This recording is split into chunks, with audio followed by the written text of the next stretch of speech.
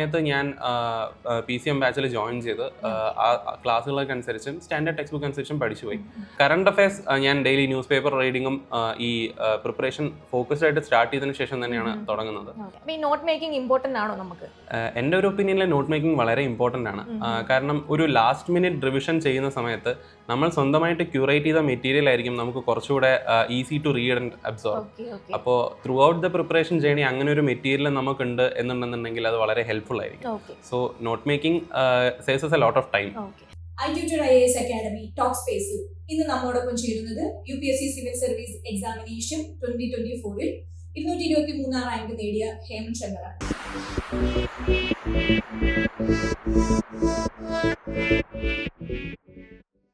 ചിറ്റൂർ പാലക്കാടാണ് സ്വദേശം. NIT കാലിക്കറ്റിൽ നിന്നും എഞ്ചിനീയറിംഗ് പഠനം പൂർത്തിയാക്കിയ ശേഷം സെക്കൻഡ് അറ്റംപ്റ്റിലാണ് ഹേമന്ത് ഈ വിജയം കരസ്ഥമാക്കുന്നത്. പഠന രീതികളെക്കുറിച്ചും പ്രിപ്പറേഷൻ സ്ട്രാറ്റജിയെക്കുറിച്ചും ഹേമന്തിനോട് തന്നെ നമുക്ക് ചോദിച്ചറിയാം. So congratulations and Thank you. Welcome to iTutor IAS talk space. Thank you. Okay, അപ്പം ഈ വർഷത്തെ ഒരു റാങ്ക് 223 ആയിരുന്നു. അപ്പം അത് പ്രതീക്ഷിച്ചിരുന്നോ? ആക്ച്വലി മാം എൻ്റെ ഇൻ്റർവ്യൂ എനിക്ക് കുറച്ച് ഹാർഡായിട്ടുള്ളൊരു എക്സ്പീരിയൻസ് ആയിരുന്നു. ഓക്കെ, സോ അതിന് ശേഷം എനിക്ക് സത്യം പറഞ്ഞാൽ വലിയ പ്രതീക്ഷ ഉണ്ടായിരുന്നില്ല. ഇൻ്റർവ്യൂവിന് ശേഷം ഞാൻ അടുത്ത പ്രിലിംസിനും പ്രിപ്പയർ ചെയ്ത് സ്റ്റാർട്ട് ചെയ്യാം എന്നുള്ളൊരു സിറ്റുവേഷനിൽ ഇരിക്കുമ്പോഴാണ് റിസൾട്ട് വന്നത്. ഓക്കെ, ആൻഡ് ദെൻ അപ്പോൾ റാങ്ക് കണ്ടു. ആ ഒരു സിറ്റുവേഷനിൽ അൺഎക്സ്പെക്റ്റഡ് ആയതുകൊണ്ട് ഞാൻ വളരെ ഹാപ്പി ആയിരുന്നു. ഓക്കെ, സാറ്റിസ്ഫൈഡ് ആണ്. അതെ അതെ. ഓക്കെ, അപ്പോൾ ഇനിയൊരു പ്രിപ്പറേഷൻ ഉണ്ടല്ലോ അല്ലേ അടുത്ത ലെവലിലേക്ക്? യെസ് മാം, ഞാൻ റാങ്ക് ഇംപ്രൂവ് ചെയ്യാൻ വേണ്ടി ട്രൈ ചെയ്യുന്നുണ്ട്. അപ്പം എഞ്ചിനീയറിംഗ് ബാക്ക്ഗ്രൗണ്ടിൽ നിന്നാണല്ലോ ഇതിലേക്ക് എത്തിയത്. അപ്പോൾ ആ ഒരു ജേർണി അല്ലെങ്കിൽ ആ ഒരു ഹിസ്റ്ററി ഒന്ന് പറയാമോ? എന്തുകൊണ്ടാണ് UPSC തിരഞ്ഞെടുത്തത്? Yes ma'am, definitely. ഞാൻ എൻ്റെ എഞ്ചിനീയറിംഗ് ചെയ്തത് കോഴിക്കോട് NIT നിന്നാണ്. സോ എഞ്ചിനീയറിംഗ് ഇയേഴ്സിൽ ഞാനിങ്ങനെ കുറേ പ്രോജക്ട്സും ആക്ടിവിറ്റീസ് ആയിട്ട് എൻഗേജ്ഡ് ആയിരുന്നു. ആൻഡ് ദെൻ ഒരു പോയിന്റ് എത്തിയപ്പോൾ എനിക്ക് മനസ്സിലായി, ഓക്കെ, എനിക്ക് എഞ്ചിനീയറിംഗിൽ കോൺട്രിബ്യൂട്ട് ചെയ്യാൻ പറ്റുന്നതിൻ്റെ ഒരു സാച്ചുറേഷൻ എത്തി കഴിഞ്ഞു. സോ ഒരു ഫീൽഡ് ചേഞ്ച് ചെയ്യേണ്ട സിറ്റുവേഷൻ ആണെന്ന് മനസ്സിലായി. ആ സമയത്താണ് ഞാൻ വേറെ ആൾട്ടർനേറ്റീവ്സ് അന്വേഷിച്ച് പോകുന്നത്. പിന്നെ അങ്ങനെ ഒരു സാഹചര്യത്തിലാണ് ഞാൻ എൻ്റെ ചേട്ടൻ്റെ പാത എന്തുകൊണ്ട് എനിക്ക് പിന്തുടർന്നൂടാ എന്ന് ആലോചിച്ചത്. ചേട്ടൻ IFS-ലാണ് ഇപ്പോൾ അല്ലേ? അതെ അതെ, എൻ്റെ ചേട്ടൻ 2020 ബാച്ച് IFS ആണ്. ഇപ്പോൾ സെക്കൻഡ് സെക്രട്ടറി ടു പെറു, അവിടെ ഇന്ത്യൻ എംബസിയിലാണ്. അപ്പോൾ ഞാൻ ആ ഒരു 4th ഇയർ കോളേജിന്റെ സമയത്താണ് ചേട്ടൻ്റെ പാത എന്തുകൊണ്ട് പിന്തുടർന്നൂടാ എന്ന് ആലോചിച്ചത്. അപ്പോൾ ഞാൻ ഈ കാര്യം അച്ഛനോട് പറയും, അച്ഛൻ്റെയും ചേട്ടൻ്റെയും ഭാഗത്ത് നല്ല മോട്ടിവേഷൻ കിട്ടുകയും ചെയ്തു. അങ്ങനെയാണ് ഞാൻ സിവിൽ സർവീസിലേക്ക് വരുന്നത്. എന്തായാലും പുറത്തൊന്നും ഒരു മോട്ടിവേഷൻ്റെ ആവശ്യമില്ലായിരുന്നില്ല. ഇല്ല. ഓക്കെ. അപ്പം എങ്ങനെയാണ് ഒരു സ്റ്റാർട്ട് ചെയ്തത്?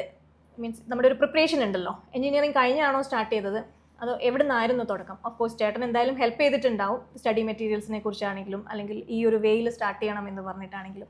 അപ്പോൾ ആ ഒരു പ്രിപ്പറേഷൻ സ്ട്രാറ്റജി ഒന്ന് നമുക്ക് വേണ്ടി ഷെയർ ചെയ്യാമോ? ടൈം മാനേജ്മെൻ്റ് ഉണ്ട്, നോട്ട് മേക്കിംഗ് ഉണ്ട്, അപ്പോൾ അതൊക്കെ എങ്ങനെയാണ് കോർഡിനേറ്റ് ചെയ്ത് പോയത്? ഞാൻ ആക്ച്വലി എഞ്ചിനീയറിംഗിൻ്റെ 4th ഇയറിലാണ് ഡിസിഷൻ എടുത്തതെങ്കിലും ഞാൻ ആ സമയത്ത് പ്രിപ്പയർ ചെയ്ത് തുടങ്ങിയിട്ടുണ്ടായിരുന്നില്ല.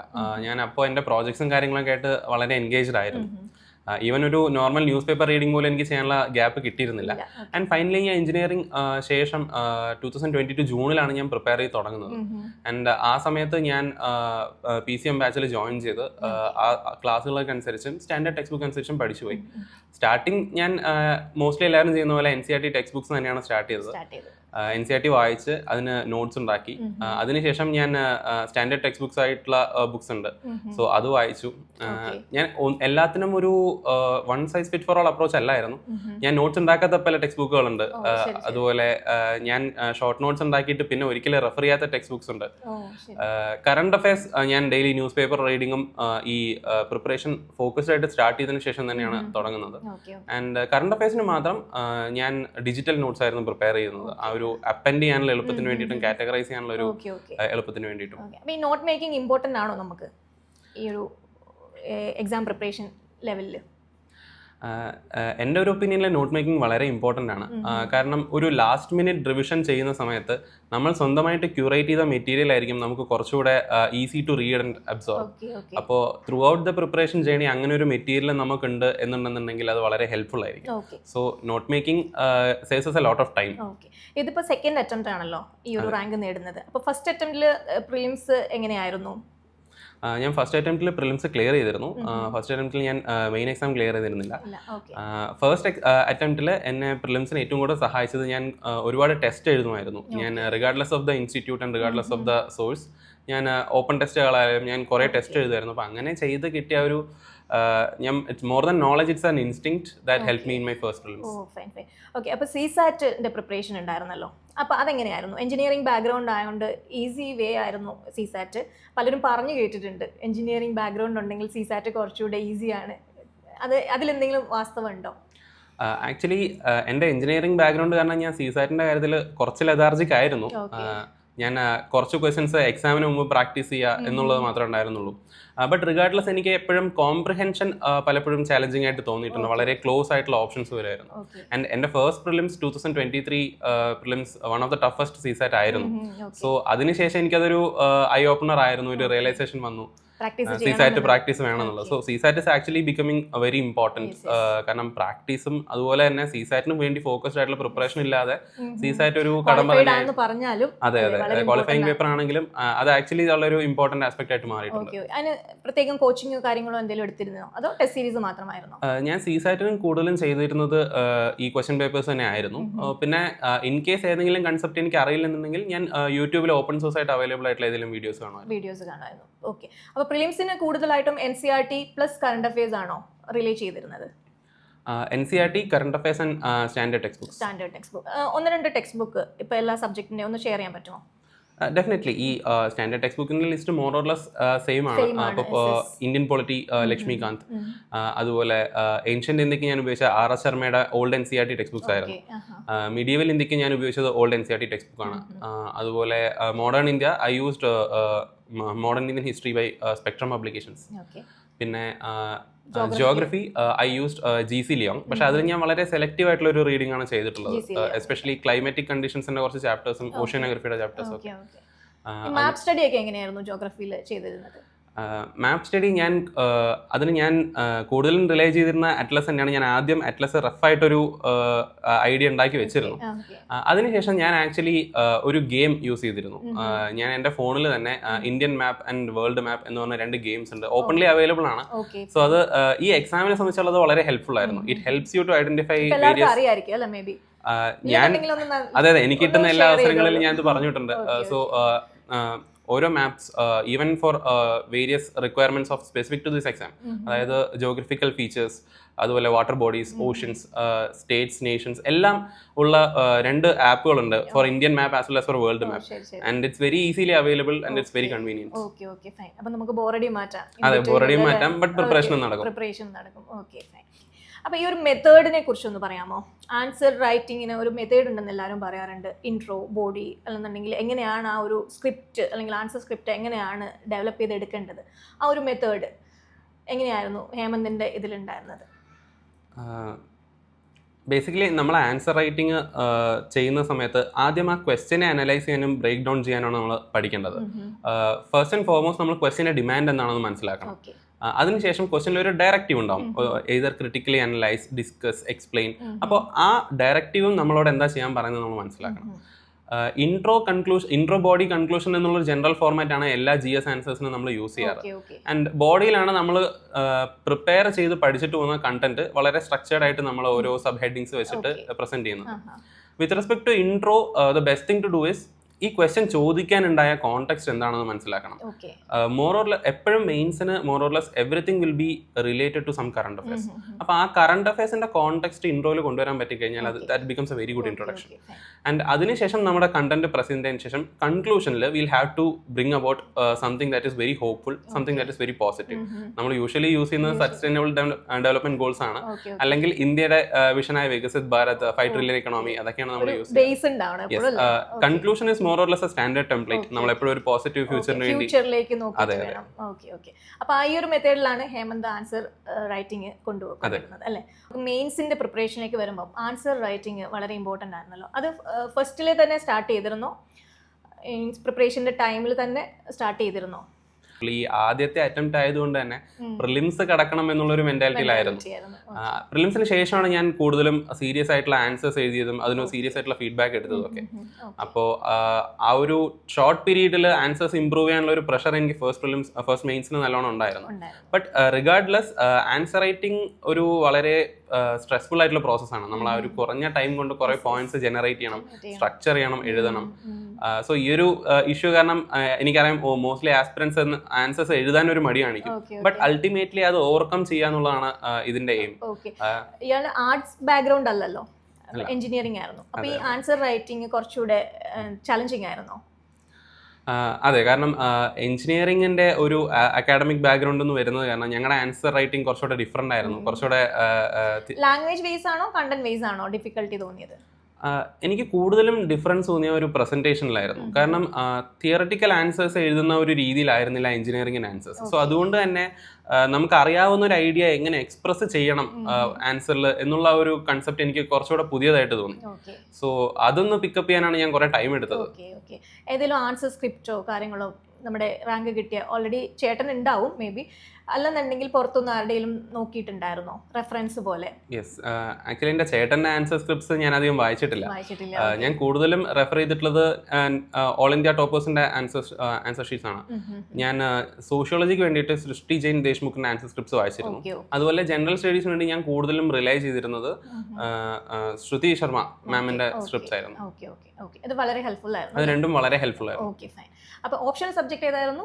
സോഷ്യോളജി. അപ്പം ഓപ്ഷണൽ അത് സ്കോറിംഗ് ആണോ സോഷ്യോളജി? സ്കോറിംഗ് എന്ന് പറയാൻ പറ്റില്ല. But with respect to sociology എനിക്ക് തോന്നിയിട്ടുള്ള ഒരു ബെനിഫിറ്റ് എന്താണെന്ന് പറയുന്നത്, എല്ലാ വർഷവും സോഷ്യോളജിക്ക് ഒരു ആവറേജ് സ്കോർ കിട്ടാറുണ്ട്. And as A subject also വളരെ ഫ്രണ്ട്ലി ആയിട്ടുള്ള ഒരു സബ്ജക്റ്റാണ് സോഷ്യോളജി. കാരണം നമ്മൾ ഡേ ടു ഡേ ലൈഫിൽ കാണുന്ന ഫാമിലി, റിലീജിയൻ അങ്ങനെയുള്ള കാര്യങ്ങളാണ് പഠിക്കുന്നത്. സോ ഞാൻ ആ ഒരു സിലബസിന്റെ ലൈറ്റ്നെസ്സും കൂടെ കണ്ടിട്ടാണ് ഞാൻ സോഷ്യോളജി ചൂസ് ചെയ്തത്. നമുക്ക് ഹാൻഡിൽ ചെയ്യാൻ പറ്റുന്ന അത്രേ ഉള്ളൂ. ഹാൻഡിൽ എൻജോയ് ചെയ്ത് പഠിക്കാൻ പറ്റുന്ന ഓക്കെ. അപ്പം നമുക്ക് ടൈം എല്ലാം മാനേജ് ചെയ്യാൻ പറ്റുമോ എക്സാം ഹാളിൽ? എപ്പോഴും നമുക്ക് കുറച്ച് ടൈം കൺസ്ട്രെയിൻ ഉണ്ടാവും. മെയിൻസിന് വളരെ നെക്ക് ടു നെക്ക് ആയിരിക്കും. യൂഷ്വലി നമ്മൾ മോക്ക് ടെസ്റ്റ് എഴുതുന്ന സമയത്തെല്ലാം നമുക്ക് വളരെ ബുദ്ധിമുട്ടുണ്ടാവും. ഞാൻ പലപ്പോഴും പേപ്പർ കംപ്ലീറ്റ് ചെയ്യാതിരുന്നിട്ടുണ്ട് മോക്ക് ടെസ്റ്റുകൾക്ക്. But ultimately on the day of the exam അതൊരു അഡ്രിനാലിൻ റഷിന്റെ റീസൺ കൂടെ ആയിരിക്കാം, നമ്മൾ ആ പേപ്പർ കംപ്ലീറ്റ് ചെയ്യും. എങ്ങനെ പോയാലും സ്കോറിംഗ് ചെയ്യണം എന്നുള്ളൊരു ഇത് കിട്ടും, അത് നമ്മൾ ചെയ്യും. സ്കിൽ ഇമ്പോർട്ടന്റ് ആണോ ശരിക്കും പറഞ്ഞാൽ UPSC-യിൽ? ഞാൻ മനസ്സിലാക്കുന്നത് ഇവിടെ വേണ്ട സ്കിൽ എന്ന് പറയുന്നത് ഒരു ടോപ്പിക്കിനെ എങ്ങനെ പഠിക്കാം എന്നുള്ളതാണ്. നമുക്ക് ഒരുപാട് കാര്യങ്ങൾ UPSC-യുടെ സിലബസിന്റെ ഭാഗമായിട്ട് നമുക്ക് പഠിക്കാനുണ്ട്. ആക്ച്വലി പറയുന്നത് സൂര്യന് താഴെകളെല്ലാം പഠിക്കണം എന്നുള്ളതാണ്. സോ ഒരു ടോപ്പിക്കിനെ എങ്ങനെ പഠിക്കണം, അതിനെ എന്തുമായിട്ട് റിലേറ്റ് ചെയ്യണം എന്ന് മനസ്സിലാക്കുന്നതാണ് കുറച്ചുകൂടെ സ്കില്ല്. അപ്പൊ നോളജിനെക്കാട്ടിലും ഇവിടെ അവയർനെസ് ആണ് നമുക്ക് വേണ്ടത്. ആൻഡ് ഈ skill on a day to day basis consistent ആയിട്ട് ചെയ്യുമ്പോൾ അപ്പോഴാണ് UPSC-യുടെ സക്സസ് ഉണ്ടാവുക. അതാണ്, നമുക്കൊരു റുട്ടീൻ എന്തായാലും ഫോളോ ചെയ്തേ പറ്റുള്ളൂ അല്ലേ? എത്ര ഒരു ലെങ്തി ഏകദേശം 1 year പ്രിപ്പറേഷൻ ആണ് അല്ലേ ഒരു സൈക്കിൾ കഴിയണമെന്നുണ്ടെങ്കിൽ. അപ്പൊ നമുക്ക് മോട്ടിവേഷൻ വേണം, ഫാമിലി സപ്പോർട്ട് വേണം. ഇതൊക്കെ എങ്ങനെയായിരുന്നു ഹേമന്തിന്റെ പേഴ്സണൽ ലൈഫിൽ എങ്ങനെയാണ് മാനേജ് ചെയ്ത് പോയിക്കൊണ്ടിരുന്നത്? ഫാമിലിയിൽ നിന്ന് എന്തായാലും നല്ലൊരു സപ്പോർട്ട് ഉണ്ടായിരുന്നായിരിക്കുമല്ലോ അല്ലേ? Yes, definitely. ഞാൻ എൻ്റെ ക്ലോസ് നിറ്റ് ആയിട്ടുള്ള ഒരു ഗ്രൂപ്പിനോട് മാത്രമേ ഇത് പറഞ്ഞിട്ടുണ്ടായിരുന്നുള്ളൂ. ഞാൻ എല്ലാവരോടും പറഞ്ഞിട്ടില്ല. ബട്ട് റിഗാർഡ്ലെസ് എല്ലാവർക്കും ഏകദേശം അറിയാമായിരുന്നു ഏട്ടൻ്റെ ഒരു കേസും കൂടെ ഉള്ളത് കൊണ്ട്. ബട്ട് അറിയാവുന്ന എല്ലാവരും എന്നോട് വളരെ സപ്പോർട്ടീവായിട്ടും വളരെ മോട്ടിവേറ്റിംഗ് ആയിട്ടാണ് സംസാരിച്ചത്. ഈവൻ അറ്റ് ടൈംസ് ഞാൻ കുറച്ചൊരു മോട്ടിവേഷൻ ലോ ആയെന്ന് തോന്നുമ്പോൾ എൻ്റെ ഫ്രണ്ട്സിനെ വിളിച്ച് സംസാരിക്കുകയും അവരുടെ ഭാഗത്ത് നിന്ന് അവർക്ക് നമ്മുടെ മേലുള്ളൊരു വിശ്വാസം, കോൺഫിഡൻസും കാണുമ്പോഴാണ് വീണ്ടും നമുക്ക് മുന്നോട്ട് പോകാനുള്ള ഒരു ആവേശം വരുന്നത്. അപ്പോൾ അത് വളരെ ഹെൽപ്ഫുൾ ആയിരുന്നു throughout the journey. Okay, first അറ്റംപ്റ്റിൽ കിട്ടാതെ വന്നപ്പോൾ പിന്നീട് ഒന്നുകൂടെ ട്രൈ ചെയ്യാം എന്ന് തോന്നിയത് എന്തുകൊണ്ടാണ്? ഫസ്റ്റ് അറ്റംപ്റ്റിൽ ഒരു തുടക്കക്കാരൻ്റെ പരിചയക്കുറവ് എനിക്ക് നല്ലോണം ഉണ്ടായിരുന്നു, പ്രത്യേകിച്ച് മെയിൻസിൻ്റെ കാര്യത്തിൽ. കാരണം ഞാൻ പ്രിലിംസ് ഓറിയൻറ്റഡ് ആയിട്ടാണ് പഠിച്ചത്. അതിനുശേഷവും എൻ്റെ മെയിൻസ് ആൻസേഴ്സ് കറക്റ്റ് ചെയ്ത എൻ്റെ മെൻറ്റേഴ്സ് അവർ തന്ന മോട്ടിവേഷനും ധൈര്യവും, അതായത് ഞാൻ ഒരുപാട് പിന്നിലല്ല, ഒരു ഭാഗ്യക്കേട് കൊണ്ട് പറ്റിപ്പോയതാണ് എന്നുള്ള ഒരു ധൈര്യം എനിക്ക് അവർ തന്നപ്പോഴാണ് എനിക്ക് വീണ്ടും തുടങ്ങാനുള്ളൊരു ധൈര്യം ശരിക്കും കിട്ടിയത്. ലക്ക് ഒരു ഫാക്ടർ ആണോ ശരിക്കും? പറയുന്നത് കേട്ടിട്ടുണ്ട് ഇതിൻ്റെ കൂടെ എന്തായാലും ലക്കും വേണം UPSC ഒരു ഫാക്ടറായിട്ട് വിശ്വസിക്കുന്നുണ്ടോ? ഈ എക്സാമിന്റെ സക്സസിനെ സംബന്ധിച്ചിടത്തോളം larger part of the result comes from consistent hard work. Luck ഒരു ഫാക്ടർ ആണ് എന്ന് പറയപ്പെടുന്ന ചില ഭാഗങ്ങളുണ്ട്. നമുക്ക് കിട്ടുന്ന ഇന്റർവ്യൂ ബോർഡ്, അല്ലെങ്കിൽ ആ മെയിൻസിന്റെ ദിവസത്തെ നമ്മളുടെ ഒരു മൈൻഡ് സെറ്റ്, ആ ദിവസങ്ങളിൽ സംഭവിക്കുന്ന ചെറിയ കാര്യങ്ങൾ, ആ ഒരു ലക്കിന്റെ എലമെന്റ് ഉണ്ട്. ബട്ട് റിഗാർഡ്ലെസ് നമ്മൾ ഒരു ഇമോഷണൽ ഇന്റലിജൻസും സ്റ്റെബിലിറ്റിയും കാണിക്കുകയാണെങ്കിൽ എനിക്ക് തോന്നുന്നു അവർ hard work will work more than the luck. Next preparation already എന്തായാലും തുടങ്ങി കാണുമല്ലോ ഹേമന്തിന്റെ അല്ലേ? നെക്സ്റ്റ് പ്രിലിംസിന്റെ മെയിൻസിന്റെ എല്ലാം പഴയ നോട്ടുകൾ ഇപ്പോഴും ഹെൽപ്ഫുൾ ആണോ, അതോ പുതിയ ഒന്നേന്നാണ് പിന്നീട് തുടങ്ങുന്നത് ഒരു ബ്രേക്ക് എടുത്തിട്ട്? അല്ല, എൻ്റെ പ്രിലിംസ് ജേണിക്ക് ഞാൻ ഇപ്പോഴും എൻ്റെ പഴയ നോട്ട്സ് തന്നെയാണ് ഉപയോഗിക്കുന്നത്. മെയിൻസിന് അതുപോലെ തന്നെ ഞാൻ എൻ്റെ സെക്കൻഡ് മെയിൻസിന് ഉപയോഗിച്ച നോട്ട്സ് തന്നെയാണ് ഞാൻ ഇപ്പോഴും ഉപയോഗിക്കുന്നത്.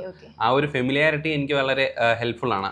അപ്പോൾ എനിക്ക് റിവൈസ് ചെയ്യാനും ക്വിക്കായിട്ട് ബ്രഷപ്പ് ചെയ്യാനും ഒക്കെ എളുപ്പമുള്ളതുകൊണ്ട് ഞാൻ ഇപ്പോഴും അതേ നോട്ട്സ് തന്നെയാണ് കണ്ടിന്യൂ. കറണ്ട് അഫയേഴ്സ് ഒന്ന് അപ്ഡേറ്റ് ചെയ്ത് കൊടുത്താൽ മതിയായിരിക്കും. അതെ അതെ, current affairs. Okay, fine fine. So ഡാഫിൻ്റെ പ്രിപ്പറേഷനെ കുറിച്ച് പറയുകയാണെങ്കിൽ എപ്പോഴാണ് റിസൾട്ട് വന്നതിന് ശേഷം ആയിരുന്നോ പ്രിപ്പറേഷനും കാര്യങ്ങളും എല്ലാം അതിൻ്റെ?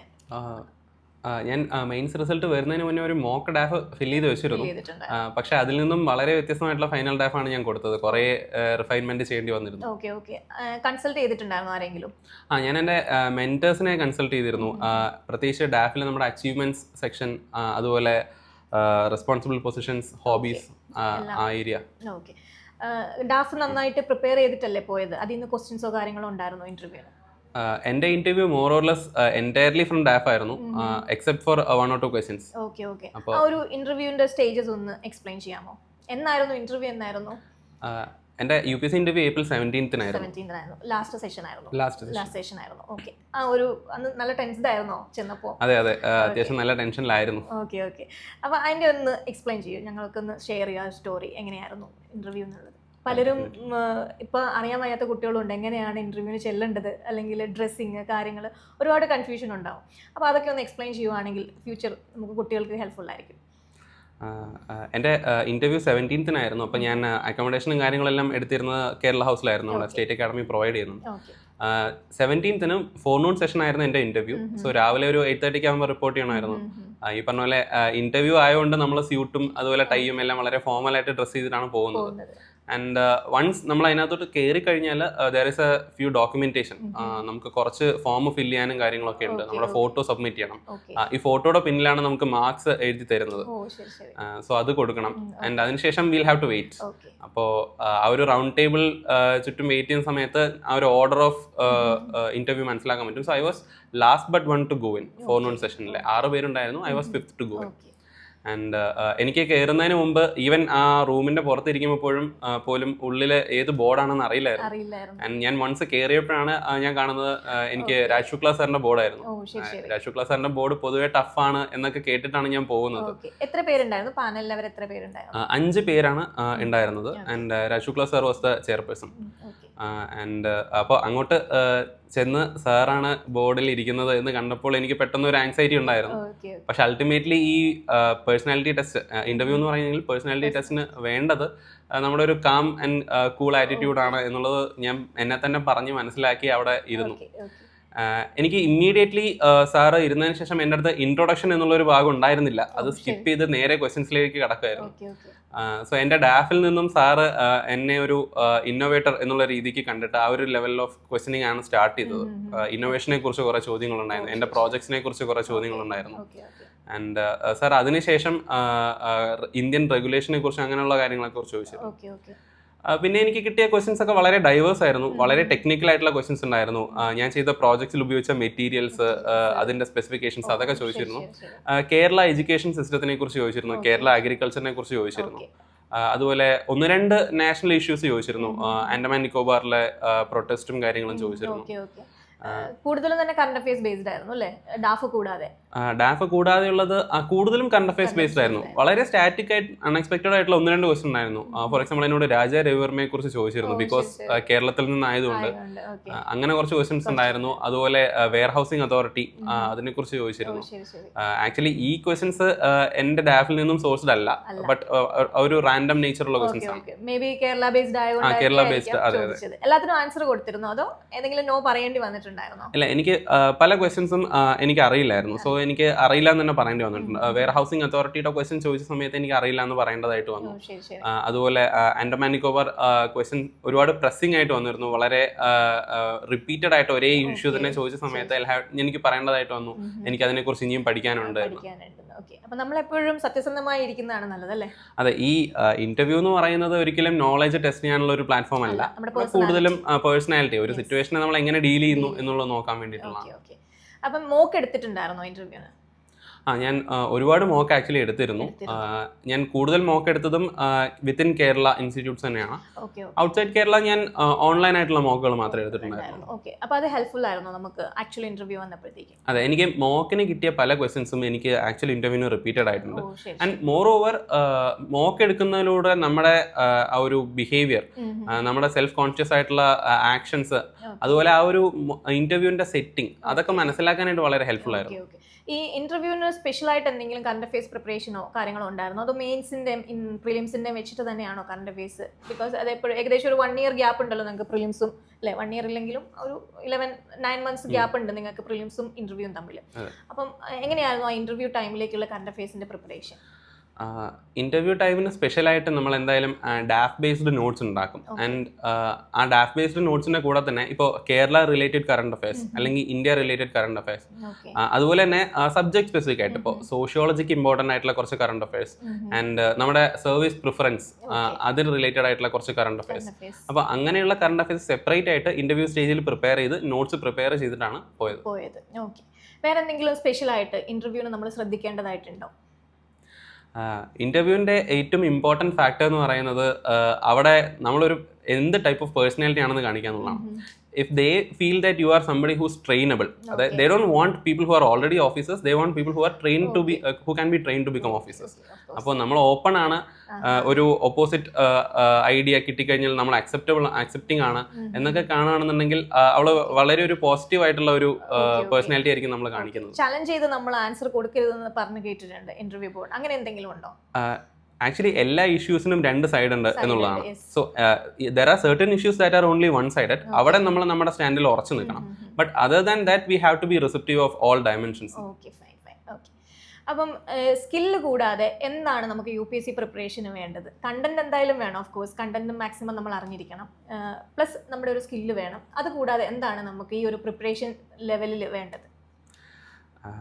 ഈ നോളജും സ്കില്ലിനും പുറമെ എനിക്ക് തോന്നുന്നു ഏറ്റവും കൂടുതൽ വേണ്ടത് ഒരു ഇമോഷണൽ സ്റ്റെബിലിറ്റിയാണ്. കാരണം ഈ എൻ്റയർ UPSC ജേർണി, ഇപ്പം മാം പറഞ്ഞ പോലെ ഇതൊരു 1 year പ്രോസസ്സാണ്. അപ്പോൾ ഈ ഒരു 1 year നമ്മളൊരു ഇമോഷണൽ റോളർ കോസ്റ്റർ റൈഡിലായിരിക്കും. നമുക്ക് ഹൈ പോയിന്റ്സ് ഉണ്ടാവും, ലോ പോയിന്റ്സ് ഉണ്ടാവും, കോൺഫിഡൻസ് വളരെ കൂടുതലുള്ള ദിവസങ്ങളും ഒട്ടും കോൺഫിഡൻസ് ഇല്ലാത്ത ദിവസങ്ങളും ഉണ്ടാവും. എല്ലാ ദിവസങ്ങളിലും നമ്മുടെ ഇമോഷണൽ സ്റ്റേറ്റിനെ ഒന്ന് മാനേജ് ചെയ്ത് കൺട്രോൾ ചെയ്ത് നമുക്ക് കൊടുക്കാനുള്ള ഇൻപുട്ട് കൊടുത്തുകൊണ്ടേ ഇരിക്കുക എന്നുള്ളതാണ് ഈ എക്സാമിന്റെ ഏറ്റവും വലിയ ഇമ്പോർട്ടൻറ്റ്. എല്ലാ ദിവസവും പഠിക്കുമായിരുന്നോ കുറച്ചെങ്കിലും? അതെ, ഞാൻ പ്രിപ്പറേഷന്റെ ജേർണിയിൽ എല്ലാ ദിവസവും പഠിക്കുമായിരുന്നു. ഒരു ദിവസം പോലും മാറ്റിവെച്ചതായിട്ട് കഴിവതും ഒരു ദിവസം പോലും മാറ്റിവെക്കാതിരിക്കാൻ ഞാൻ നോക്കുമായിരുന്നു. എക്സാമുകൾക്ക് ശേഷമുള്ള 1-2 ദിവസം, പ്രിലിംസ് എക്സാമിന് ശേഷമുള്ള ഒരു ദിവസം അല്ലെങ്കിൽ മെയിൻസ് എക്സാമിന് ശേഷമുള്ള 1-2 ദിവസം ഞാൻ റിലാക്സ് ചെയ്യാനായിട്ട് മാറ്റിവെക്കും. അല്ലെങ്കിൽ ബേൺ ഔട്ട് എന്നുള്ള സിറ്റുവേഷൻ വരാനുള്ള സാധ്യതയുണ്ട്. അതല്ലാതെ എല്ലാ ദിവസങ്ങളിലും ഞാൻ മാക്സിമം പഠിച്ചു. വീട്ടിലിരുന്ന് ആണോ പ്രിപ്പറേഷൻ ഫുള്ള് ചെയ്തത്, അതോ വീട്ടിൽ നിന്ന് മാറി നിന്നായിരുന്നോ? അല്ല, ഞാൻ കൂടുതലും എൻ്റെ റീഡിംഗ് റൂമിൽ ഇരുന്നിട്ട് തന്നെയാണ് പ്രിപ്പയർ ചെയ്തത്. ITUT തന്നെ ആയിരുന്നു. ITUT അറ്റ്മോസ്ഫിയർ ആണ് എനിക്ക് ഏറ്റവും സൂത്തിങ് ആയിട്ട് തോന്നിയത് പ്രിപ്പറേഷന് വേണ്ടിയിട്ട്. ഒരു റീഡിംഗ് റൂമിൽ തന്നെ ഇരുന്ന് പഠിക്കുമ്പോഴായിരിക്കുമല്ലോ കുറച്ചുകൂടെ, അല്ലേ? അതെ, എനിക്ക് പേഴ്സണലി അതാണ് കംഫർട്ടബിൾ ആയിട്ട് തോന്നിയത്. ഡിസ്കഷനും കാര്യങ്ങൾക്കും ഒരു ഗ്രൂപ്പും കാര്യങ്ങളൊക്കെ ഉണ്ടായിരുന്നോ? ആക്ച്വലി ഞാൻ കുറച്ചുകൂടെ ഇൻഡിവിജ്വലിസ്റ്റിക് ആയിട്ട് പഠിക്കുന്ന ഒരാളാണ്. ഞാൻ ഡിസ്കഷൻ ഗ്രൂപ്പ്സിൽ ഞാൻ പലപ്പോഴും എൻഗേജ് ചെയ്യുമായിരുന്നു. പക്ഷെ അത് ഞാൻ എൻ്റെ ഒരു മെയിൻ പ്രിപ്പറേഷൻ സ്ട്രാറ്റജി ആയിട്ട് കണ്ടിരുന്നില്ല. ഞാൻ എനിക്ക് സ്വന്തമായിട്ട് പുഷ് ചെയ്യാൻ പറ്റാത്തൊരു സിറ്റുവേഷൻ വരുന്ന സമയത്ത് ഞാനൊരു ഡിസ്കഷനിൽ എൻഗേജ് ചെയ്ത് ആ ഒരു ഡിസ്കഷൻ വഴി ആ കൺസെപ്റ്റിനെ ബ്രേക്ക് ഡൗൺ ചെയ്ത് ഈസി ആയിട്ട് മനസ്സിലാക്കാൻ ശ്രമിക്കുമായിരുന്നു. അപ്പൊ എന്താണ് ഇനി എഴുതുന്ന കുട്ടികൾക്ക്, അല്ലെങ്കിൽ എന്തെങ്കിലും ഹേമന്തിൻ്റെതായ സ്ട്രാറ്റജി എന്തെങ്കിലും അവർക്ക് പറഞ്ഞു കൊടുക്കാനുണ്ടോ? ഞാനൊരു സ്ട്രാറ്റജി പറയുന്നില്ല, കാരണം എല്ലാവർക്കും അവരുടേതായ ഒരു സ്ട്രാറ്റജി വർക്കൗട്ട് ആവും എന്നാണ് ഞാൻ വിശ്വസിക്കുന്നത്. പക്ഷേ എനിക്ക് കൊടുക്കാനുള്ള ഒരു അഡ്വൈസ് എന്ന് പറയുന്നത്, at the end of the day നമ്മൾ നമ്മുടെ ഗോളിന് വേണ്ടിയിട്ട് ഹാർഡ് വർക്ക് ചെയ്യുക എന്നുള്ളതാണ്. And the more we push our self the higher we can get. അപ്പോൾ കൺസിസ്റ്റന്റ് ആയിട്ടുള്ള ഹാർഡ് വർക്ക് വളരെ മൈൻഡ്ഫുൾ ആയിട്ട് ചെയ്യുക, and success will be yours. Okay. ചിലപ്പോൾ ഉണ്ട് നമുക്കൊരു ബ്രേക്ക് ചെയ്ത് പോകുന്നത്, ഇപ്പോൾ ഫസ്റ്റ് അറ്റംപ്റ്റ് കിട്ടിയില്ല അല്ലെങ്കിൽ സെക്കൻഡ് അറ്റംപ്റ്റ് കിട്ടിയില്ല. അപ്പം അവരോട് എന്താണ് പറയാനുള്ളത്? നിങ്ങൾ ഇനിയും ട്രൈ ചെയ്യണം എന്നാണോ? അല്ലെന്നുണ്ടെങ്കിൽ നമുക്ക് പാരലായിട്ട് പലർക്കും ഉള്ളതാണ്, ഒന്ന് ഏജിൻ്റെ പ്രശ്നം, അല്ലെന്നുണ്ടെങ്കിൽ ആ സമയത്ത് ജോബ് ആയിട്ടില്ല എന്നുള്ളൊരു കൺഫ്യൂഷൻ. അപ്പോൾ UPSCക്ക് നമ്മുടെ മാക്സിമം അറ്റംപ്റ്റ് വരെ ചെയ്യണം എന്നാണോ? ഒരു പേഴ്സണലി എന്താണ് ഒരു ഒപ്പീനിയൻ ഉള്ളത്? പേഴ്സണലി ഞാൻ വിശ്വസിക്കുന്നത് മാക്സിമം അറ്റംപ്റ്റും ഡിസർവിങ് ആയിട്ടുള്ള ഒരു എക്സാമാണ് UPSC. ഈ എക്സാമിൻ്റെ ഒരു ചെറിയ പ്രശ്നം എന്ന് പറയുന്നത് നമ്മുടെ യൂത്ത്ഫുൾ ആയിട്ടുള്ള ഇയേഴ്സ് ഈ എക്സാമിന് വേണ്ടി കൊടുക്കേണ്ടി വരും എന്നുള്ളതാണ്. ബട്ട് ഇതൊരു like after 3 attempts may be 4 attempts ഒരു ബാലൻസ് നമുക്ക് കൊണ്ടുവരാൻ പറ്റുകയാണെങ്കിൽ എന്തെങ്കിലും ഒരു ബാക്കപ്പ് നമുക്ക് കണ്ടുപിടിക്കാൻ പറ്റുമെങ്കിൽ ആ ഒരു കോൺഫിഡൻസിൽ വീണ്ടും അറ്റംപ്റ്റ് ചെയ്യുക തന്നെ വേണം എന്നാണ് ഞാൻ വിശ്വസിക്കുന്നത്. ഓക്കെ, അപ്പം ഇത്രയും നേരം നമ്മളോടൊപ്പം iTutorന്റെ ഈ ഒരു ടോക്ക് സ്പേസിൽ ഹേമന്തിൻ്റെ പേഴ്സണൽ കാര്യങ്ങളും അതുപോലെ തന്നെ UPSC പ്രിപ്പറേഷൻ സ്ട്രാറ്റജിയും ഒക്കെ ഷെയർ ചെയ്യാനായിട്ട് ഞങ്ങളോട് ഇത്രയും ടൈം സ്പെൻഡ് ചെയ്തതിന് വളരെയധികം നന്ദി. അതുപോലെ ഹേമന്തിൻ്റെ ഫ്യൂച്ചറിലാണെങ്കിലും നല്ലൊരു ഓപ്പർച്യൂണിറ്റീസ് കാര്യങ്ങളും വിചാരിക്കുന്ന ആ ഒരു റാങ്കും കിട്ടട്ടെ എന്ന് ഞങ്ങൾ പ്രാർത്ഥിക്കുന്നു. Thank you. Okay, thank you.